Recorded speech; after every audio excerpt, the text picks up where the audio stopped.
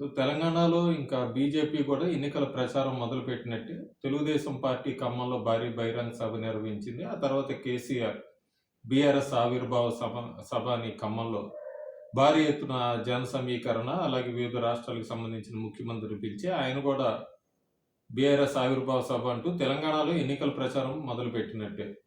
ప్రధానమంత్రి నరేంద్ర మోడీ జనవరి 19వ తారీఖు హైదరాబాద్‌కు వచ్చి వందే భారత్ ఎక్స్‌ప్రెస్‌ని ప్రారంభించి, అట్లాగే సికింద్రాబాద్ ఆధునీకరణ, రైల్వే స్టేషన్ ఆధునీకరణ ఇవన్నీ గూడా మొదలుపెట్టి ప్రారంభించి, అట్లాగే పెరేడ్ గ్రౌండ్స్‌లో ఆ రోజు భారీ బహిరంగ సభ ఉంటుందనుకున్నారు.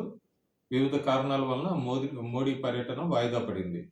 ఇప్పుడు మోడీ ఫిబ్రవరి 13 హైదరాబాద్ రాబోతున్నారు. హైదరాబాద్‌లో అట్లాగే ఆయన జనవరి 19 చేయాల్సిన షెడ్యూల్స్ అన్నీ, అంటే సికింద్రాబాద్ రైల్వే స్టేషన్ ఆధునీకరణ, హైదరాబాద్ నుంచి మహబూబ్ నగర్ డబ్లింగ్ లైన్‌లు జాతికి అంకితం చేయటం, 3 నేషనల్ హైవే ప్రాజెక్ట్స్, అట్లాగే వివిధ ఐటీ కంపెనీలకు సంబంధించిన ప్రాజెక్ట్స్, వరంగల్‌లో రైల్వే జోన్‌కి సంబంధించింది ఒక ప్రాజెక్ట్, ఇట్లా సుమారుగా 3,500,000 కోట్ల రూపాయల ప్రాజెక్టుల్ని ఆయన ఆ రోజు ప్రారంభించబోతున్నారు.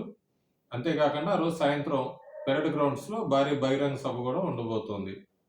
ఫిబ్రవరి 13 మోడీ బహిరంగ సభకి ముందే బీజేపీ జాతీయ నాయకులు, అట్లాగే మంత్రులు కూడా తెలంగాణలో పర్యటించబోతున్నారు. ప్రహ్లాద్ జోషి గాని, అర్జున్ ముండా వీళ్ళందరూ కూడా తెలంగాణలో వివిధ జిల్లాల్లో వాళ్ళ పర్యటనలు, అంటే మోడీ భారీ బహిరంగ సభకి ఒక మొమెంటం తీసుకురావటానికి ముందే కేంద్ర మంత్రులు, అట్లాగే బీజేపీ జాతీయ నాయకులు వివిధ జిల్లాల్లో మహబూబ్ నగర్, ఆదిలాబాదు, వరంగల్ ఇట్లా పర్యటించబోతున్నారు.